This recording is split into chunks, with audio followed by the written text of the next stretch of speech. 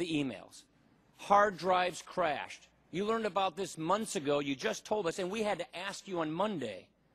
This is not being forthcoming. This is being misleading again. This is a pattern of abuse, a pattern of behavior that is not giving us any confidence that this agency is being impartial. I don't believe you. This is incredible. All right, folks, that was Congressman Paul Ryan, of course, and he's the chairman of the House Budget Committee, former Republican vice presidential nominee, and many say possibly a future presidential nominee, or at least candidate, and also future chairman of the House Ways and Means Committee. Not bad, Congressman, huh? Yeah. How you doing, Steve? Good, thank you. Great to talk to you. You and I were together in the studio with Congressman McCarthy and Cantor when you wrote that book up at WOR in New York. I appreciate talking to you. 4 or 5 years ago. Yes, yeah, sure. yes. And you got a new book, which everybody's very excited about, The Way Forward, Renewing the American Idea, which we have up on the screen right now. Let me talk to you before we get to the book. That was you talking to the IRS chairman, I believe, and of course you brought it home by talking about how the IRS expects so much from us, the people. How could they get away with this? And I think that personalized it to the point where the media had to even cover what you said. But now we found out from Judicial Watch on Friday that the DOJ attorneys representing the IRS in their cases against Judicial Watch said, hey, every email in the federal government is backed up. We have every email, but it's going to be too much trouble for us to get the lowest learner emails. Can they get away with this? You know, you basically just have to laugh. In a way, the answer is no, but it's going to take us time to dig at this. We're not going to let this go. We're going to keep going, and we're going to keep going, and we're going to keep going. I think in many cases, they thought they could just wait us out, hope that it gets to the second page or the fifth page or the last page or off the pages of the newspapers, and that it will just kind of go away. We're not going to let that happen. It's clear to us that they've stonewalled long enough. They've said every stage of this investigation, when we started this investigation 2 years ago, and it's because of the Ways and Means Committee, by the way, that we know anything about this, because we were getting reports from just random groups of taxpayers, Tea Party, conservative-based taxpayers. We were getting the same complaints, and we were witnessing a pattern. We thought that was very startling. So we inquired, and at first the IRS said, nope, nothing here. Then we asked again. They said, no, nothing at all, and no problem. Then we kept digging at it, and every time they gave us an answer, the answer they gave us was unproven, was disproven quickly thereafter. Yeah. So this, I can't tell you I'm surprised, because I'm not, because this is what we've been getting all along.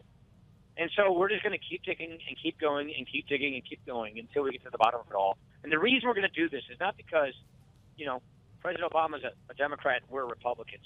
It's because this is our government, the people's government. They work for us, not the other way around. We represent the people's house, the legislative branch of government, the representative branch of government. And if you're going to have any confidence in government, if you're going to respect your government at all, it has to respect you.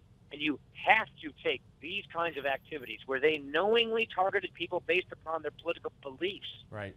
From the Internal Revenue Service of all agencies that could turn our lives upside down as citizens. We've got to get to the bottom of it. We've got to hold people accountable so that it doesn't happen again. So this isn't about a witch hunt and about settling scores. This is about getting government right in its respectful role so that the citizen, where the government is supposed to work for, has confidence in their own government. And right now they don't. And so in order to get to the bottom of this, we have to do that so that people can regain some confidence and trust that the government is actually working for them and respecting hardworking taxpayers. Congressman, as a natural segue from the IRS is the tax code. You talk about that, among other things, in The Way Forward, your new book.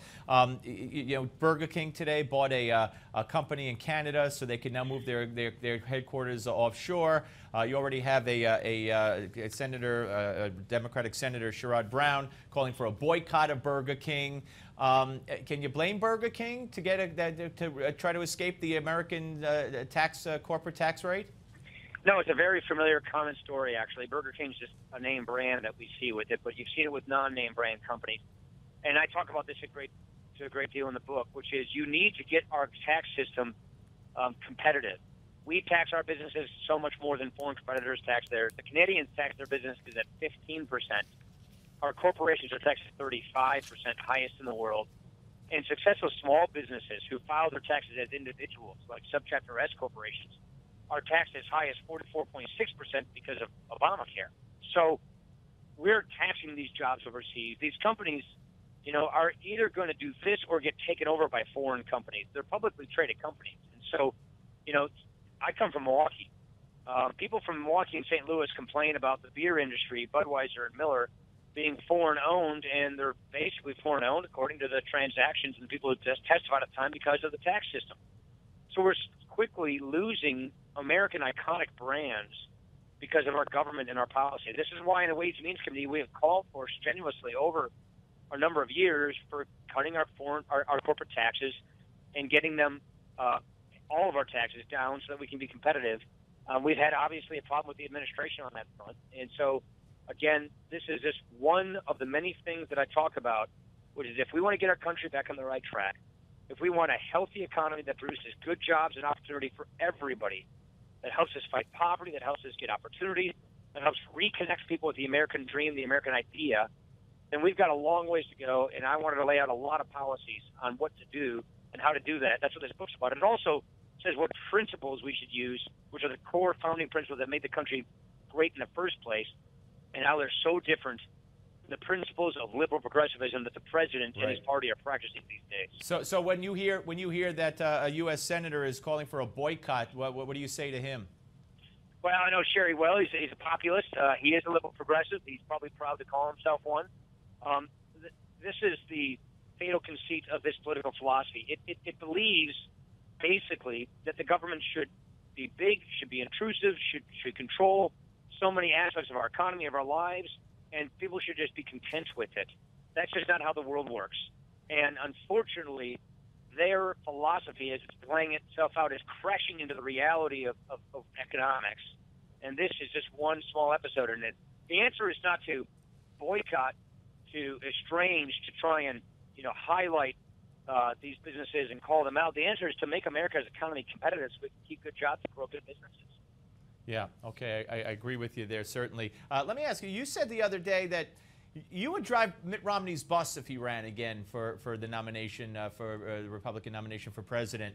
But let me ask you this. Have you talked to him?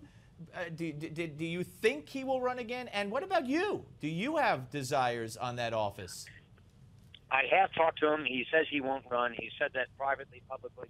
As far as I'm concerned, and the reason I said it is because I think he's a great guy. I think he's an honorable man, very principled, very intelligent, has the right temperament and character to be a great president. And I think people, since the election, have seen a little bit more of that side of him that we wish everybody would have seen. As far as myself, that's something that my family and I are going to take a good hard look at in 2015. Right now, we've got a lot ahead of us. We got to win the Senate. I want my daughter to get reelected. We want to improve the House. And I also think, as a conservative, it's not just enough to complain about the status quo, about progressives and where they're taking government, but to offer a different way forward. That's why I've written this book. And then in 2015, Jana and my family and ourselves, we're going to sit down and figure it out. And you've been through the rigors of it, so you have that advantage, kind of knowing what it's like. Yeah. So does that help you help it make the decision easier, I should say? It does, because I've got a good sense of it. I got to have a good sense of what it takes, what it's like. And I've obviously given a great deal of thought about the job itself, given, if you run on a ticket, you have to give a lot of thought to those things. Right. So it's a decision that's a well-informed decision, but it's one that I know I've got time to make. And in the meantime, I think there are important things like helping some of our Senate candidates and the things I mentioned. And I also think it's important that we as conservatives show how our principles, the founding principles, are really timeless principles. They're as relevant today as ever before. And what I wanted to do with this book is demonstrate how we can get this country back on the right track. It's not too late. Don't get too demoralized. Don't walk away. Don't think it's gone. It's not. But if we keep messing up, if we keep, losing elections, if we as conservatives turn on each other and not unify and focus on growing our ranks, bringing people to our cause, winning converts, then we're going to keep losing elections, and we will lose this country. And that's the point I'm trying to make. All right. Well, listen, Congressman, I wish I had another segment to talk to you. I hope you'll come back again, and we'll discuss the book further and some other issues as well. Hey, thanks, Steve. Good to be with you, and thanks for having me. Thank you. Congressman Paul Ryan, ladies and gentlemen, here on the Steve Malzberg Show. The book, The Way Forward, Renewing the American Idea.